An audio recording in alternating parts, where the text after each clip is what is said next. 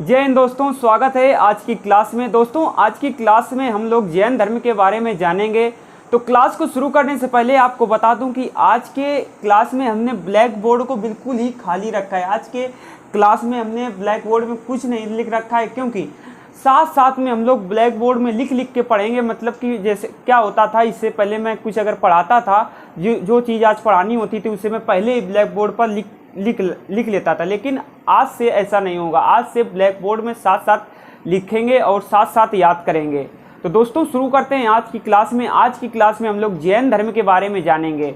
और दोस्तों कोशिश करिए, यदि आपकी पहली क्लास है तो इस क्लास को ज़रूर अटेंड करिए, क्योंकि आज की क्लास में हम लोग जैन धर्म को इस तरह से पढ़ेंगे कि आज के बाद हम लोगों को कभी जैन धर्म के बारे में पढ़ने की ज़रूरत नहीं पड़ेगी, क्योंकि इसके बारे में हमने बेहतरीन ढंग से आज की क्लास को तैयार कर रखा है, ताकि आप लोगों को अच्छे से समझ में आए और जो चीज़ हैं वो सब बिल्कुल दिमाग में अच्छे से छप जाएं। तो शुरू करते हैं आज की क्लास को। तो आज की क्लास में हम लोग पढ़ने जा रहे हैं जैन धर्म। तो सबसे पहले आज पढ़ेंगे जैन धर्म।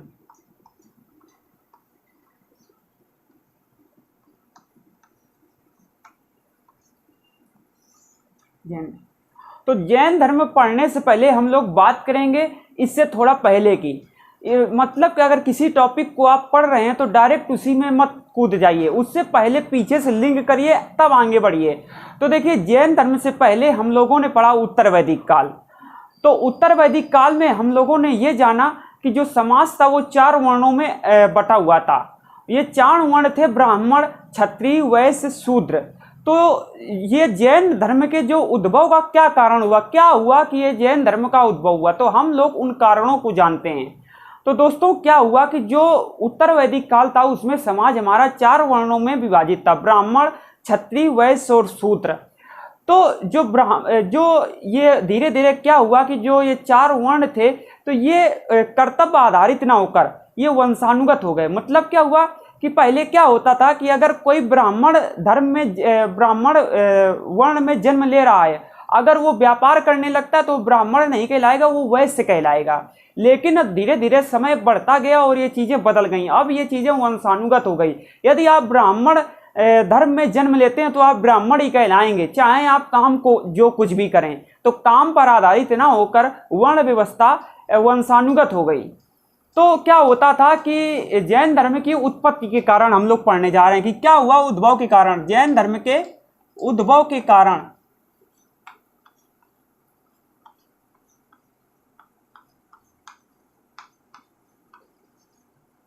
जैन धर्म को पढ़ने से पहले हम लोग ये जानेंगे कि आखिर क्या हुआ कि हमें जैन धर्म की जरूरत पड़ी, कि क्या हुआ कि हमें जैन धर्म देखने को मिला। तो जैन धर्म का उद्भव का कारण यह था कि जो ब्राह्मण, क्षत्रिय, वैश्य, शूद्र ये 4 वर्ण थे, तो इन वर्णों में सबसे जो ऊपर का वर्ण था वो ब्राह्मण था। तो मतलब क्या होता था कि जो ब्राह्मण वर्ण था तो ये इसके पास ज़्यादा सुविधाएं होती थी और ये नीचे की 3 वर्णों पर राज्य करता था। राज्य करने का मतलब क्या था कि अगर इन 4 वर्णों में से किसी ने अगर कोई अपराध कर दिया तो जो ब्राह्मण था उसे बहुत कम सजा मिलती थी, मतलब कि ना भी मिलती थी। और जो नीचे का सबसे होता था, शूद्र हो गया, वैश्य हो गया, क्षत्रिय हो गया, इन्हें ज़्यादा सजा मिलती थी। तो उन समय के लोगों ने एक ऐसे धर्म की तलाश थी जहाँ पर इन सब कुरीतियों से वो ऊपर उठ पाएँ। तो एक कारण यह वही था कि जो ब्राह्मण थे तो जो ये वर्ण व्यवस्था थी, उस वर्ण व्यवस्था में ब्राह्मणों को ज़्यादा श्रेष्ठ समझा जाता था और नीचे के जो वैश्य, क्षत्रिय, शूद्र थे इन पर अत्याचार हो रहा था। और अब बात कर लेते हैं क्षत्रिय की। तो जो क्षत्रिय है तो उस समय के जो राजा होते थे वो ज़्यादातर राजा जो थे वो क्षत्रिय ही थे। तो इन राजाओं के राज्य करने में सबसे बड़ा जो मतलब कि एक बाधा प्रकट कर रहे थे वो थे ब्राह्मण। वो कैसे? अगर वो राजा कोई मतलब नियम बनाता है, कोई किसी कारण से किसी को सजा देता है, तो वो ब्राह्मण कोई ना कोई कारण निकाल देते थे, नहीं ये धर्म के विरुद्ध है, हमें यहाँ पूजा करने के लिए ये जगह में आप कुछ नहीं कर सकते, आप युद्ध नहीं कर सकते। ये सारी चीज़ें थी जिस वजह से क्षत्रियों को राज्य करने में दिक्कत आ रही थी। तो नए धर्म के प्रचलन का कारण क्षत्रिय थे। मतलब अगर कहा जाए कि जैन धर्म और बौद्ध धर्म जो थे तो इनके संस्थापक थे, जैसा कि जो जैन धर्म के संस्थापक है महावीर स्वामी, वो भी क्षत्रिय धर्म से थे, और जो बौद्ध धर्म के संस्थापक हैं गौतम बुद्ध, वो भी क्षत्रिय धर्म से थे। तो इससे एक निष्कर्ष निकाला जा सकता है कि नए धर्मों का प्रचलन जो हुआ तो वो क्षत्रियों के कारण ही हुआ। अब बात कर लेते हैं वैश्य किस तरह से वैश्य किस तरह से प्रभावित हो रहे थे। देखिए कि जो 5वीं सदी था, 5वीं सदी मतलब मौर्य काल, 5वीं सदी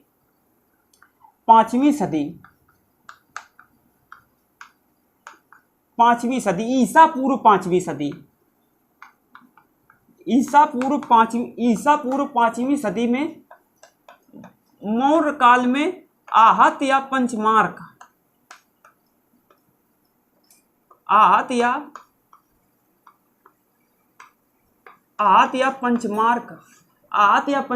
का सिक्का प्रचलन में आया। और मैं आपको बता दूं कि यही सिक्का था जो सबसे पहला धातु का सिक्का था, आहत या पंचमार्क का सिक्का। जब ये सिक्के प्रचलन में आए तो व्यापार में बढ़ोतरी हुई, जिस कारण से वैश्यों के व्यापार में बढ़ोतरी हुई। और फिर देखिए क्या हुआ था कि जो वैश्य ये जो ब्याज देते थे, जो वैश्य थे जो ये ब्याज देते थे, तो ब्राह्मणों ने कहा कि जो आप ये ब्याज देने का काम करते हैं ये बेहद निंदनीय है। तो जिस तरह से वैश्यों को भी दिक्कत हो रही थी, सुवर्ण व्यवस्था थे, तो नए धर्म के वे ऐसे धर्म की तलाश में थे जो ऐसे धर्म की तलाश में थे जिसमें ये सब दिक्कतें ना आए। तो इस तरह से कुछ नए धर्मों का उद्भव हुआ। तो हम लोग जानेंगे कौन कौन से नए धर्मों का उद्भव हुआ। तो देखिए 6वीं शताब्दी में ईसा पूर्व, आप ध्यान रखिए 6वीं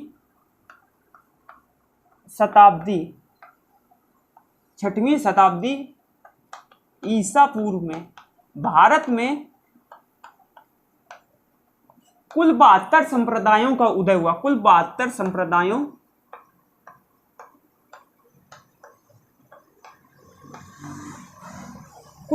संप्रदायों का उदय हुआ। तो देखिए हम लोग संप्रदाय पढ़ेंगे, धर्म पढ़ेंगे, तो हम लोग 72 संप्रदायों को तो पूरी तरह से पढ़ नहीं सकते, इसलिए कुछ प्रमुख संप्रदाय हैं जिनको हम लोग पढ़ेंगे, जैसे कि जैन धर्म,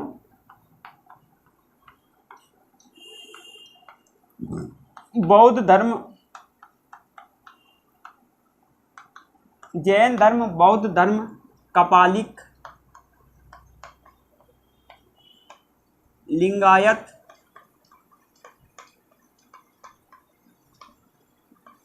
शैव, वैष्णव, आजीवक।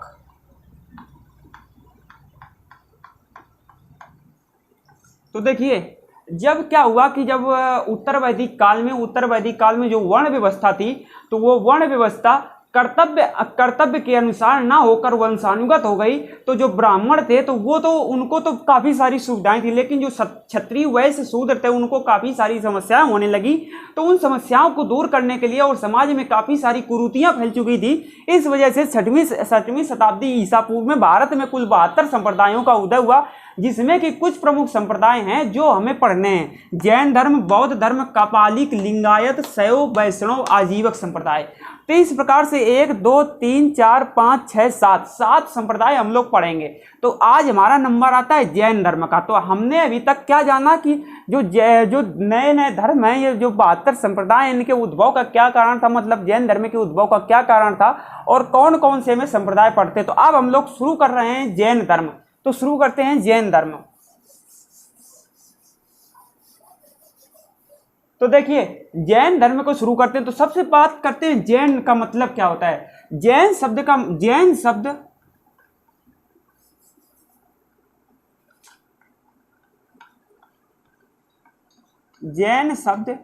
संस्कृत भाषा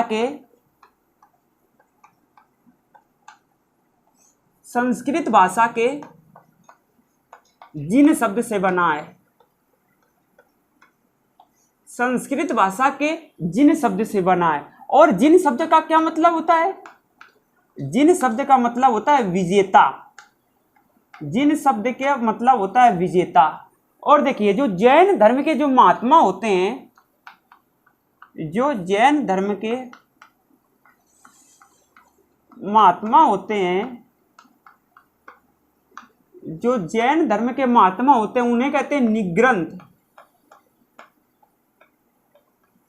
आपको निग्रंथ मिलेगा, कहीं कहीं पर निग्रोध मिल सकता है। और निग्रंथ का मतलब होता है बंधन रहित।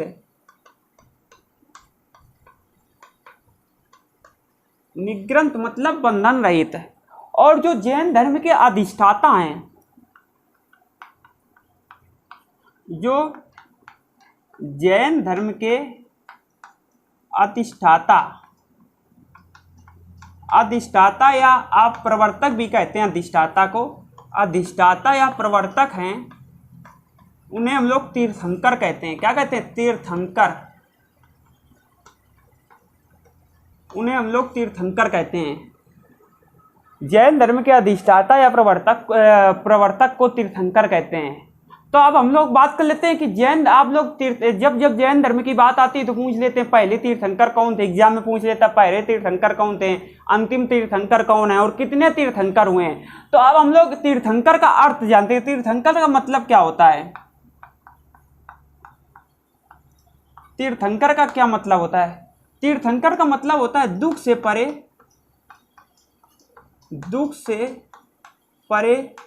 संसार रूपी सागर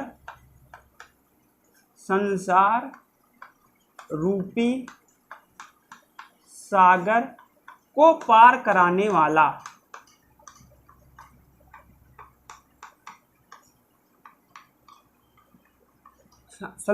दुख से परे संसार रूपी सागर को पार कराने वाला तीर्थंकर।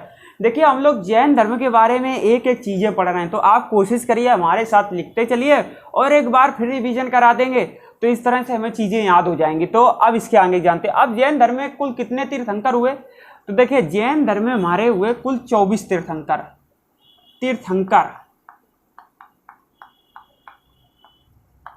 जैन धर्म में हमारे 24 तीर्थंकर हुए। तो हम लोग 24 को नहीं पढ़ेंगे क्योंकि हमारे एग्जाम में 24 पूछे भी नहीं जाते। तो हम लोग पहले को, दूसरे को, 23वें को, 24वें को पढ़ लेते हैं। जो हमारे पहले थे वो हमारे थे ऋषभदेव,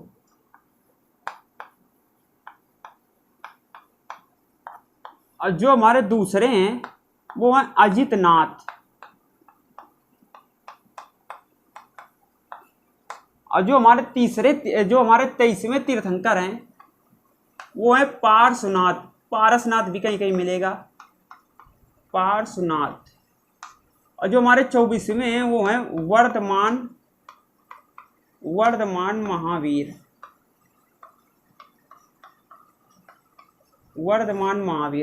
तो अगर आपसे एग्जाम में क्वेश्चन पूछ दिया जाए कि जैन धर्म में कितने तीर्थंकर थे, तो जैन धर्म में हमारे 24 तीर्थंकर हैं। पहले तीर्थंकर हैं ऋषभदेव, दूसरे हैं अजितनाथ, तीसरे हैं पार्श्वनाथ, 24वें हैं 23वें हैं पार्श्वनाथ, 24वें हैं वर्धमान महावीर।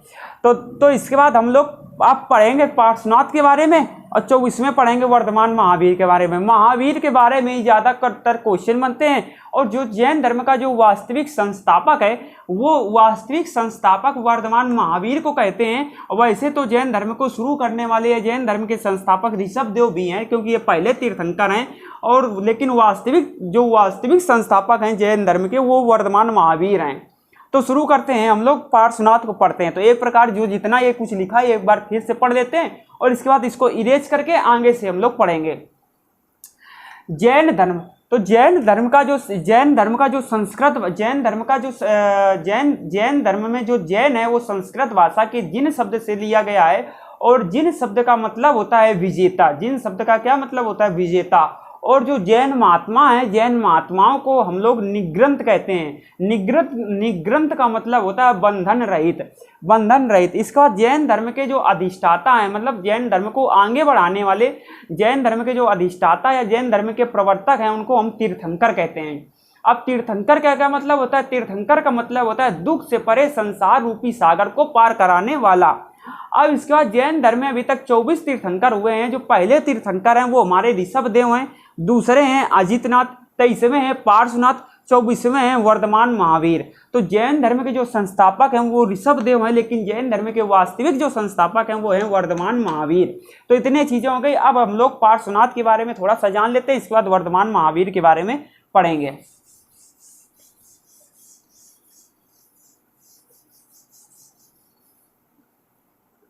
तो पार्श्वनाथ, कहीं कहीं पारसनाथ भी इनको कहते हैं। ये जैन धर्म के 23वें तीर्थंकर हैं। तो देखिए जो पारसनाथ हैं ये कहाँ के रहने वाले थे?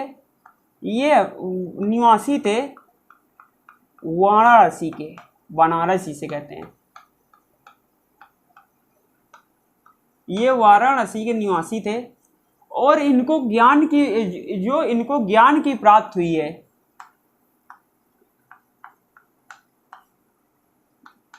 जो इनको ज्ञान प्राप्त हुई है वो इनको ज्ञान प्राप्त हुई है झारखंड के समेध शिखर पर।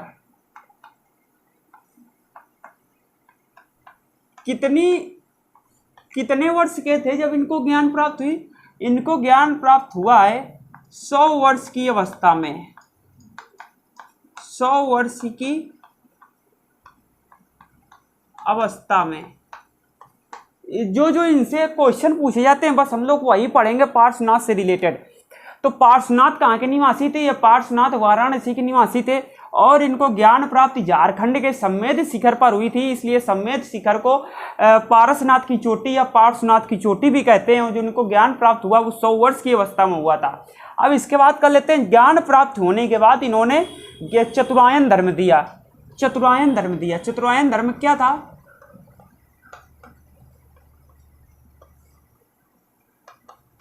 चतुरायन धर्म, ज्ञान प्राप्ति के बाद इन्होंने चतुरायन धर्म दिया। नंबर 1 सत्य, नंबर 2 अहिंसा, नंबर 3 अस्तेय, नंबर 4 अपरिग्रह। देखिए ये बहुत पूछ लिया जाता है, ये पूछता है एग्जाम में, पूछ लिया जाता है चतुरायन धर्म के बारे में। तो सत्य का मतलब है हमें झूठ नहीं बोलना है। अहिंसा का मतलब है हमें अहिंसा का पालन करना है। अस्तेय का मतलब होता है चोरी नहीं करना है। अपरिग्रह का मतलब, अस्तेय का मतलब होता है चोरी नहीं करना। अपरिग्रह का मतलब होता है धन संग्रह ना करना, धन संग्रह ना करना। तो बस इनसे रिलेटेड, पार्श्वनाथ से रिलेटेड इतनी ही चीज़ें हमें पढ़नी है। तो पार्श्वनाथ जो निवासी थे वो वाराणसी के निवासी थे। इन्हें झारखंड में समेध शिखर पर ज्ञान प्राप्त हुआ, इसलिए समेध शिखर को पारसनाथ की चोटी भी कहते हैं। 100 वर्ष की अवस्था में इन्हें ज्ञान प्राप्त हुआ था। इन्होंने चतुरायन धर्म दिया, सत्य अहिंसा अस्तेय अपरिग्रह।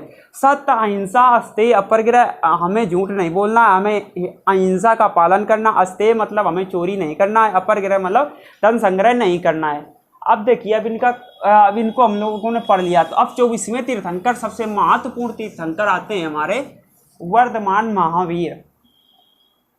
24वें जो तीर्थंकर हैं तो वो आते हैं वर्धमान महावीर।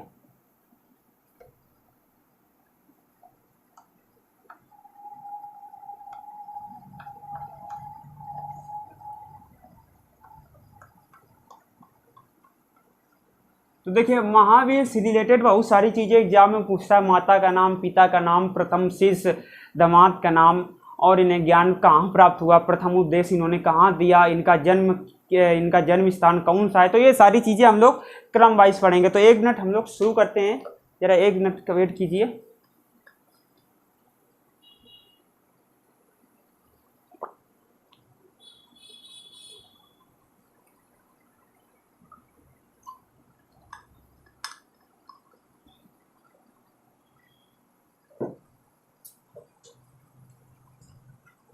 वर्धमान महावीर ये हमारे जैन धर्म के वास्तविक संस्थापक हैं और ये हमारे अंतिम और 24वें तीर्थंकर हैं। 24वें तीर्थंकर हैं। और जो अब शुरू से इनके बारे में जानते हैं हम लोग। जो इनका जन्म है, तो वो हुआ था ईसा पूर्व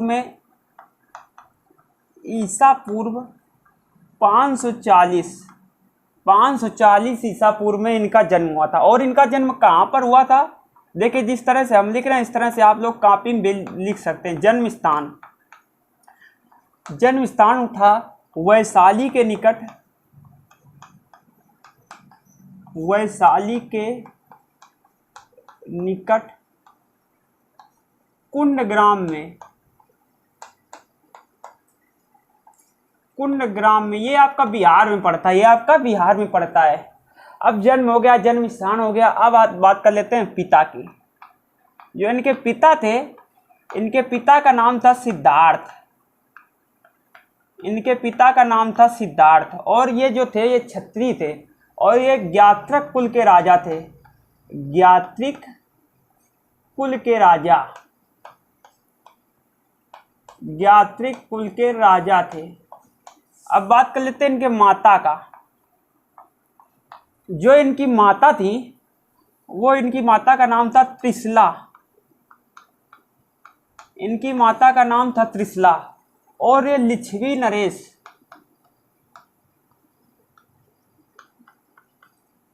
लिच्छवी नरेश की बहन थी।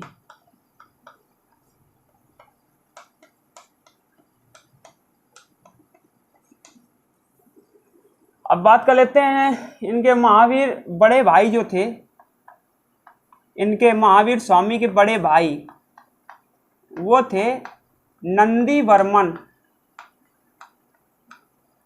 नंदी वर्मन। अब इसके बाद बात कर लेते हैं इनके पुत्री का क्या नाम था। इनकी पुत्री का नाम था प्रियदर्शनी। इनकी पुत्री का नाम था प्रियदर्शनी, जिन्हें अन्योज्या भी कहते हैं, अन्योज्या कहते हैं। अब इनके दामाद का क्या नाम था। दामाद था जमाली, और इसे ही प्रथम शिष्य कहते हैं। यही इनका प्रथम शिष्य भी था, प्रथम शिष्य भी यही था। अब इनका दामाद हो गया। अब इसके बाद बात करते हैं गृह त्याग। अब इन्होंने घर कब छोड़ा। गृह त्याग, 30 वर्ष की अवस्था में इन्होंने घर छोड़ दिया।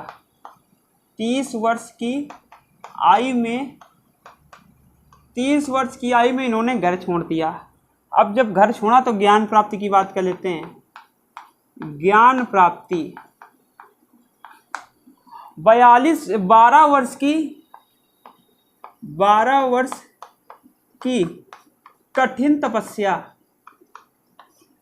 कठिन तपस्या के फलस्वरूप, कठिन तपस्या के फलस्वरूप 42 वर्ष की आयु में, 42 वर्ष की आयु में हुआ इन्हें ज्ञान प्राप्त। अब जो ज्ञान प्राप्त है तो वो इन्हें किस वृक्ष के नीचे प्राप्त हुआ। वृक्ष का नाम, इन्हें साल के वृक्ष के नीचे इन्हें ज्ञान प्राप्त हुआ, और किस नदी के किनारे इन्हें हुआ। ऋजुपालिका नदी के किनारे।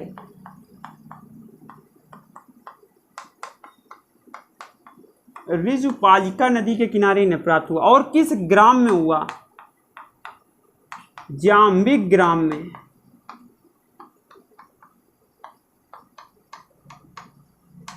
जाम्बिक ग्राम में यो ज्ञान प्राप्त है। इन्हें 12 वर्ष की कठिन तपस्या में हुआ, और इन्होंने 30 वर्ष की आयु में घर छोड़ा था। तो इस प्रकार से 42 वर्ष की आयु में इन्हें ज्ञान प्राप्त हो गया, और जो ज्ञान प्राप्त हुआ इन्हें साल के वृक्ष के नीचे ज्ञान प्राप्त हुआ। और किस नदी के किनारे। ऋजुपालिका नदी के किनारे। और किस ग्राम में।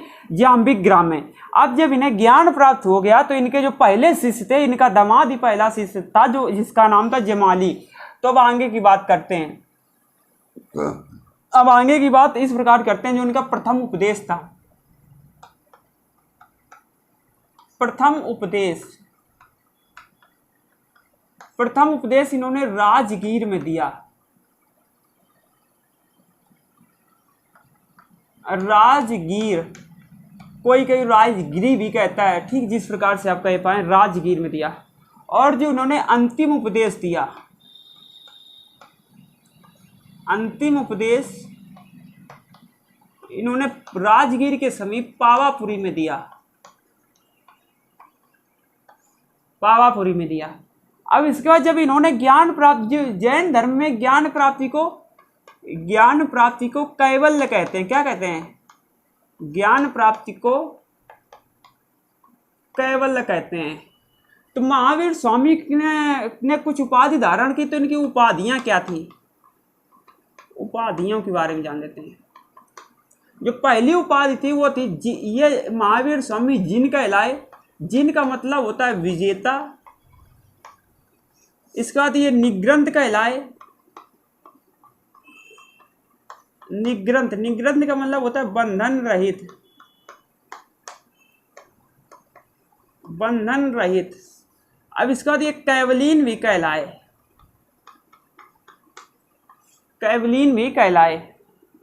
अब इसके बाद बात कर लेते हैं, अंतिम उपदेश हो गया। इसके बाद बात कर लेते हैं निर्वाण। निर्वाण का मतलब होता है मृत्यु। 468 ईसा पूर्व, 468 ईसा पूर्व 72 वर्ष की आयु में, 72 वर्ष की आयु में, कहां पर? पावापुरी में, पावापुरी में।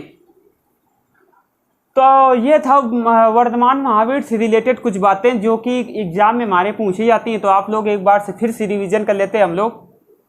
जो वर्धमान महावीर स्वामी हैं तो ये हमारे जैन धर्म के वास्तविक संस्थापक हैं और ये 24वें तीर्थंकर हैं। और जो इनका जन्म स्थान है, जो जन्म है वो 540 ईसा पूर्व में हुआ था। जो इनका जन्म स्थान है वो वैशाली के निकट, वैशाली के निकट कुंडग्राम में। और जो इनके पिता हैं वो सिद्धार्थ हैं, ज्ञात्रिक कुल के राजा, ज्ञात्रिक कुल के राजा। और ये क्षत्रिय थे। हमने बताया था जब जैन जो नए नए जो संप्रदाय उत्पन्न हुए तो उनका उत्पत्ति का कारण क्षत्रिय ही थे। तो जो इनके पिता थे वो सिद्धार्थ थे, ज्ञात्रिक कुल के राजा। जो उनकी माता हैं वो हैं त्रिशला, लिच्छवी नरेश की बहन, लिच्छवी नरेश की बहन। और जो इनके बड़े भाई हैं वो हैं नंदी वर्मन। इनकी पुत्री का नाम है प्रियदर्शनी अन्युज्या।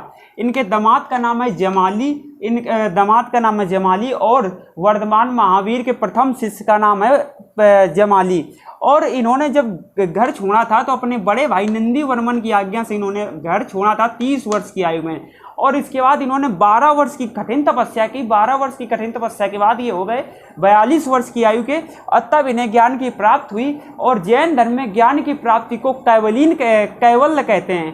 कैवल का मतलब होता है सर्वोच्च ज्ञान, मतलब जिन्होंने सब कुछ जान लिया हो। जब इनको ज्ञान प्राप्त हुआ वो साल के वृक्ष के नीचे ज्ञान प्राप्त हुआ। उस नदी के किनारे जहाँ पर ये तपस्या कर रहे थे, ऋजुपालिका नाम नदी के किनारे। और जो गांव था उसका नाम था जाम्बिक ग्राम। अब जब इन्हें ज्ञान प्राप्त हो गया तो इन्होंने जो पहला उपदेश दिया वो राजगीर में दिया। और जो इन्होंने अंतिम उपदेश दिया वो दिया पावापुरी में। ज्ञान प्राप्ति के बाद ये कैवलीन कहलाए। और इसके बाद ये जिन भी कहलाए, विजेता मतलब जिसने अपनी इंद्रियों पर विजय प्राप्त कर ली हो। निर्गंत, निग्रंथ भी कहलाए, मतलब ये बंधन रहित कहलाए। इसके बाद जो वर्धमान महावीर हैं तो इनका 468 ईसा पूर्व में 72 वर्ष की आयु में इनका पावापुरी में निधन हो गया।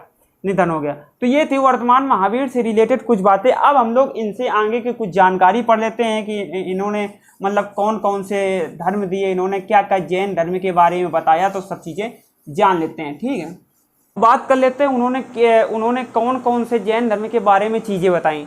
तो देखिए, महावीर स्वामी ने ज्ञान प्राप्ति के बाद पंचायन धर्म दिया। जैन धर्म के पांच महाव्रत से पंचायन धर्म भी कहते हैं। पंचायन धर्म जो पहला है वो है सत्य, नंबर 2 अहिंसा, अस्तेय,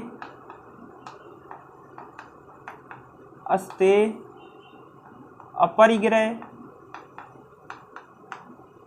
ब्रह्मचर्य।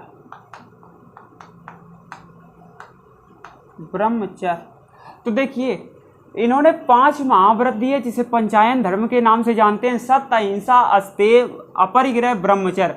तो जो पारसनाथ थे जैन धर्म के 23वें तीर्थंकर, तो उन्होंने चतुरायन धर्म दिया था। चतुरायन धर्म में उन्होंने ये 4 चीजें बताई थी। महावीर स्वामी ने केवल ब्रह्मचर्य को ऐड करके इन्होंने पंचायन धर्म दे दिया। और ब्रह्मचर्य में मतलब क्या होता है? ब्रह्मचर्य का मतलब होता है इंद्रियों को वश में करना, इंद्रियों को वश में करना,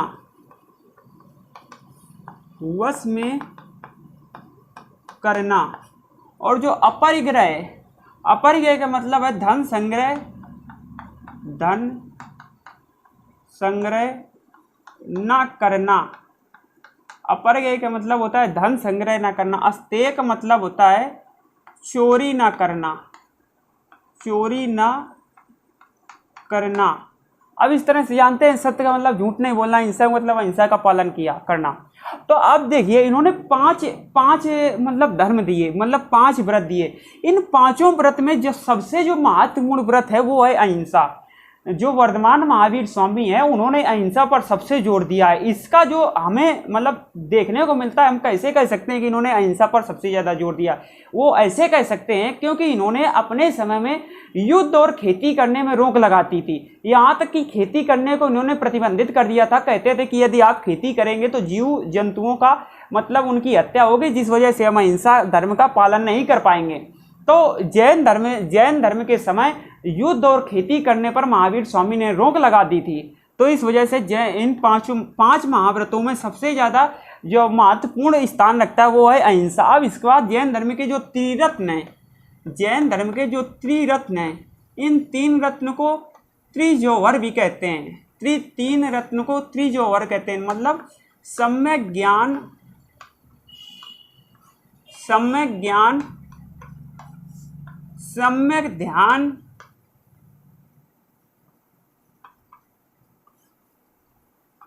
सम्यक ज्ञान, सम्यक ध्यान, सम्यक आचरण, सम्यक आचरण।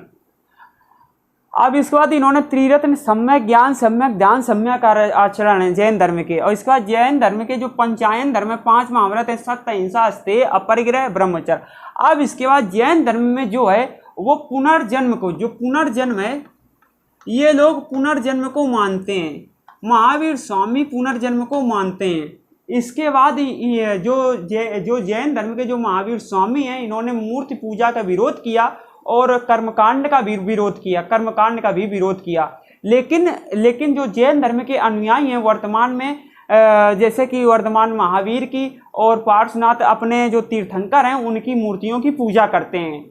तो प्रारंभ में ये मूर्ति पूजा के विरोध में थे और एक कर्मकांड के विरोध में थे, और इन्हीं सब कुरीतियों को दूर करने के लिए जैन धर्म का उद्भव हुआ था। लेकिन वर्तमान में जो जैन धर्म के अनुयायी हैं वो अपने तीर्थंकरों की पूजा करते हैं, मूर्ति पूजा करते हैं। जैन धर्म में पुनर्जन्म को माना गया है, पुनर्जन्म को माना गया है। तो ये हमारे वर्तमान महावीर से रिलेटेड कुछ चीजें थी। आप और कुछ चीजें पढ़ लेते हैं जैन धर्म से रिलेटेड। जैन धर्म के तीर्थंकर और उनके प्रतीक चिन्ह। जैन धर्म के तीर्थंकर, ये एग्जाम में पूछ देता है, तीर्थंकर और प्रतीक चिन्ह। प्रतीक चिन्ह तो जो हमारे पहले तीर्थंकर थे वो हैं ऋषभदेव। जो पहले तीर्थंकर हैं ऋषभदेव, दूसरे हैं अजितनाथ, दूसरे हैं अजितनाथ, और तीसरे हैं हमारे पार्श्वनाथ, और जो 23वें हैं पार्श्वनाथ, जो 24वें हैं महावीर। तो जो इनका प्रतीक चिन्ह है, क्वेश्चन में पूछ देता है कि ऋषभदेव का प्रतीक चिन्ह क्या? वृषभ, जिसे हम लोग कहते हैं सांड। और जो अजितनाथ है इनका है प्रतीक चिन्ह हाथी। और जो पार्श्वनाथ है इनका है सर्प का फन, सर्प का फन। जो महावीर है इनका प्रतीक चिन्ह है शेर। तो ये आप लोग नोट कर सकते हैं, इनको लिख सकते हैं। तो प्रमुख तीर्थंकर और उनके प्रतीक चिन्ह देखिए, 24 तीर्थंकर हैं, 24 के प्रतीक चिन्ह है। लेकिन हमें सब नहीं याद करने, हमें वही याद करने हैं जो हमारे एग्जाम पॉइंट ऑफ व्यू से इंपॉर्टेंट है। तो ऋषभदेव, वृषभ सांड, अजितनाथ हाथी, पार्श्वनाथ सर्प का फन, महावीर शेर। अब इसके बाद आगे की बात करते हैं। अब हम लोग पढ़ेंगे जैन धर्म की प्रमुख संगीतियां। तो 30 सेकेंड रुकिए।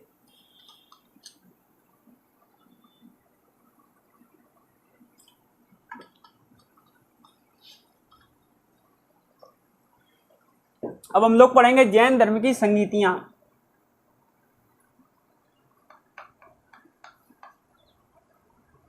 जैन धर्म की संगीतियों से पढ़ने के पहले हम लोग एक चीज और जानेंगे। देखिए, जब महावीर स्वामी की 468 ईसा पूर्व में मृत्यु हो गई तो इसके बाद जैन धर्म को किसने आगे बढ़ाया? तो देखिए, जैन धर्म के दो प्रमुख शिष्य हुए। इनके महावीर स्वामी के दो प्रमुख शिष्य हुए। नंबर 1 स्तूलबाहु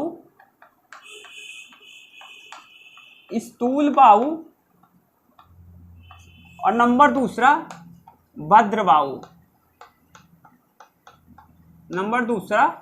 भद्रबाहु। महावीर स्वामी के दो प्रमुख अनुयायी या शिष्य कह सकते हैं। नंबर 1 स्तूलबाहु, नंबर दूसरा भद्रबाहु। तो क्या हुआ कि मगध में मौर्य काल में 12 वर्षों का भीषण अकाल पड़ा। मगध में मौर्य काल में 12 वर्षों का भीषण अकाल पड़ा, जिस वजह से जो स्तूलबाहु थे तो इसके बाद जो भद्रबाहु थे तो इन्होंने क्या किया कि ये दक्षिण भारत में चले गए। दक्षिण भारत के कर्नाटक में चले गए भद्रबाहु, ये कर्नाटक में चले गए। और इन्हीं के साथ चंद्रगुप्त मौर्य चले गए।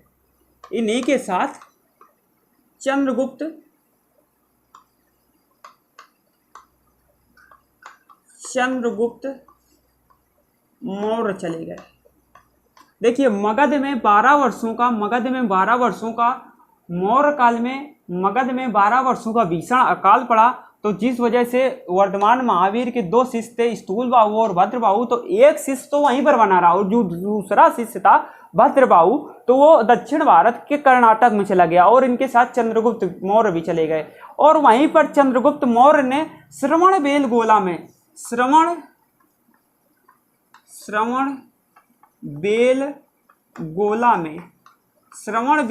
में संलेखना विधि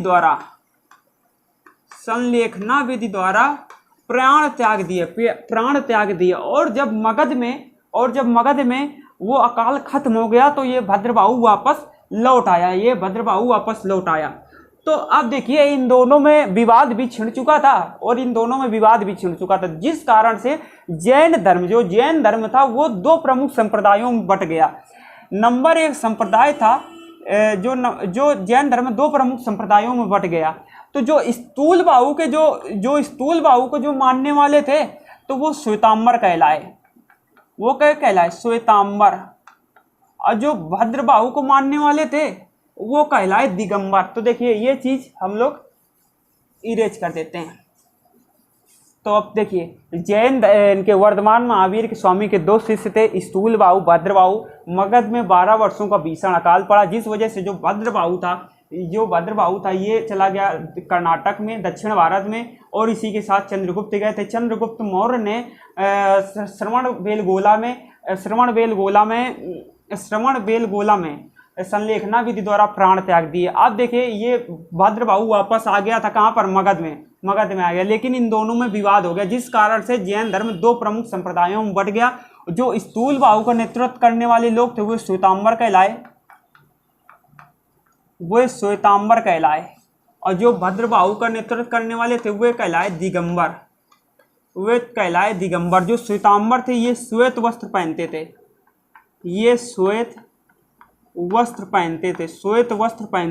ये निर्वस्त्र रहते थे,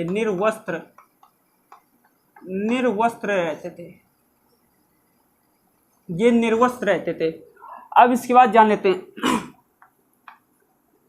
इन्होंने बताया जो स्तूलबाहु वाले थे ये कहते थे महिलाओं को मोक्ष मिल सकता है। इनका मानना था कि महिलाओं को मोक्ष मिल सकता है। और इनका कहना था महिलाओं को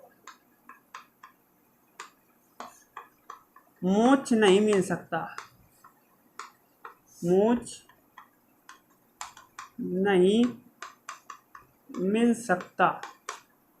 अब इसके बाद जो इनका मानना था, जो 19वें तीर्थंकर थे, देखिए 24वें तीर्थंकर हुए, 24 तीर्थंकर हुए, तो जो 19वें तीर्थंकर थे, 19वें तीर्थंकर, उनका नाम था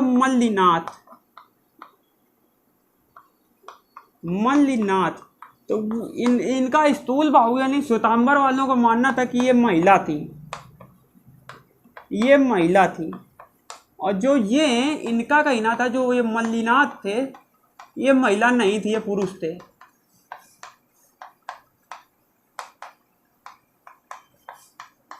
तो देखिए, कभी भी एग्जाम में आपसे जैन धर्म के दो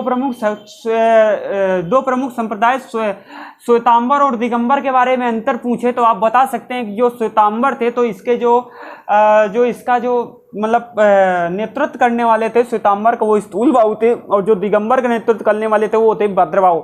श्वेतांबर वाले श्वेत वस्त्र पहनते थे, दिगंबर वाले निर्वस्त्र रहते थे। श्वेतांबर वाले उनका मानना था कि महिलाओं को मोक्ष मिल सकता है, इनका मानना था कि महिलाओं को मोक्ष नहीं मिल सकता है। इसके बाद श्वेतांबर वालों का मानना था कि 19वें तीर्थंकर मल्लिनाथ महिला थी, इनका मानना था दिगंबर वालों का कि 19वें तीर्थंकर मल्लिनाथ महिला नहीं थी। तो ये श्वेतांबर और दिगंबर के बारे में जान लिया हम लोगों ने। अब बात कर लेते हैं प्रमुख जैन संगीतियों के बारे में। जैन धर्म की प्रमुख संगीतियां,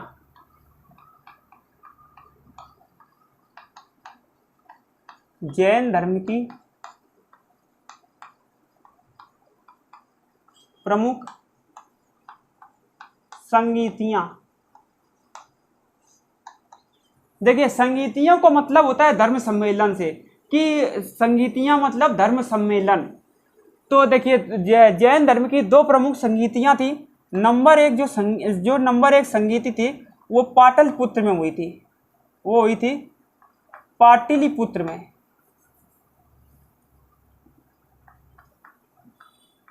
पाटलिपुत्र में, पाटलिपुत्र का मतलब आधुनिक नाम क्या, पटना। पाटलिपुत्र में हुई थी, और ये कब हुई थी, 300 ईसा पूर्व, 300 ईसा पूर्व। और इसका नेतृत्व किसने किया था, इसका नेतृत्व स्थूल बाहु ने किया था, इसकी अध्यक्षता स्थूल बाहु ने किया था। और इस संगीत के फलस्वरूप भद्रबाहु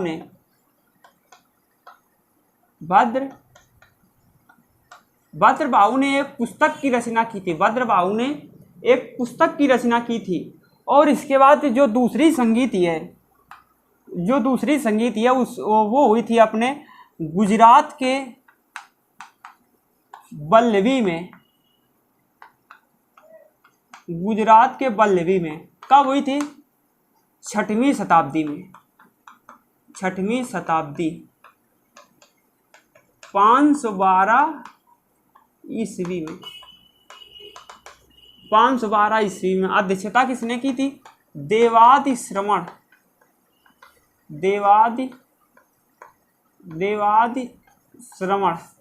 और इसके परिणाम स्वरूप इसमें 12 उपांग की रचना की गई, इसमें 12 उपांग की रचना की गई। तो पूछ लेता है कि जो प्रथम जैन संगीत है वो कहाँ पर हुई थी, वो हुई थी पाटलिपुत्र में। कब हुई थी, 300 ईसा पूर्व में। द्वितीय गुजरात में बल्लवी में 6वीं शताब्दी में, 512 ईस्वी में। इसके बाद जो इसकी अध्यक्षता है प्रथम जैन संगीत की, वो की थी स्थूल बाहु ने। दूसरी जैन संगीत की अध्यक्षता देवादि श्रवण ने की थी। पहली जैन संगीत का जो परिणाम हुआ उसमें भद्रबाहु ने पुस्तक की रचना की। और इसके बाद जो दूसरी जैन संगीत है उसके परिणाम में 12 उपांग की रचना हुई। तो दोस्तों, ये थी जैन धर्म से रिलेटेड जो महत्वपूर्ण चीज़ें थी वो हम लोगों ने पढ़ ली। तो हम लोगों ने आई थिंक ज़्यादातर सब चीज़ें कवर कर ली हैं। हो सकता है 1-2 चीज़ें छूट गई हों, क्योंकि हम पहले से ही ब्लैक बोर्ड में नोट करके नहीं रखे हुए हैं जितनी चीज़ें माइंड में हैं। फिर भी हमने पूरी चीज़ें बता दी हैं आज की इस वीडियो में। और वीडियो भी आज का लंबा हो गया है, तो आज की इस वीडियो को यहीं पर समाप्त करते हैं। जो भी चीज़ें छूट गई होंगी कल के वीडियो में उनको हम पूरी तरह से पढ़ लेंगे। और कल के वीडियो में हम लोग जानेंगे बौद्ध धर्म को। तो बने रहिए हमारे साथ। और यदि आप वीडियो के बारे में कोई जानकारी या राय या कोई सुझाव देना चाहते हैं तो हमें कमेंट करके ज़रूर बताएं। और मिलते हैं नए वीडियो में, तब तक के लिए जय हिंद।